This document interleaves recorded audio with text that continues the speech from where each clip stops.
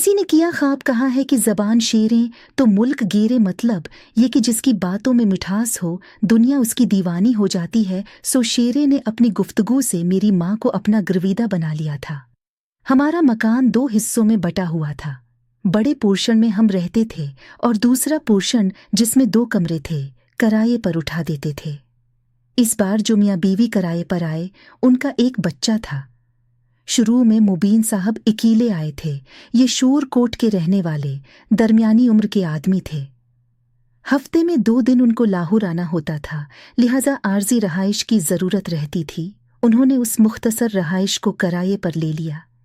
یہ عقدہ بعد میں کھلا کہ انہوں نے یہ رہائش دراصل اپنی بیوی شیریں کے لیے لی تھی، جو فی الحال اپنے والدین کے ساتھ رہ رہی تھی۔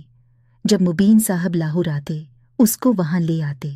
یہ لوگ 2-3 دن رہتے تھے، پھر مبین واپس جاتے ہوئے شیریں کو اس کے والدین کے گھر چھوڑ جاتے۔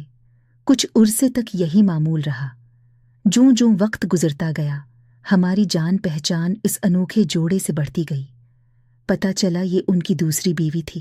اس کی مبین سے محبت کی شادی تھی۔ متوسط گھرانے کی یہ لڑکی بھلی صورت کی تھی۔ جب یہ جوڑا ہمارے مکان میں رہنے کے لیے آتا بچہ ان کے ساتھ ہوتا، جو 3-4 برس کا تھا۔ سال بعد وہ مستقل یہیں رہنے لگی اور بچے کو قریبی اسکول میں داخل کرا دیا۔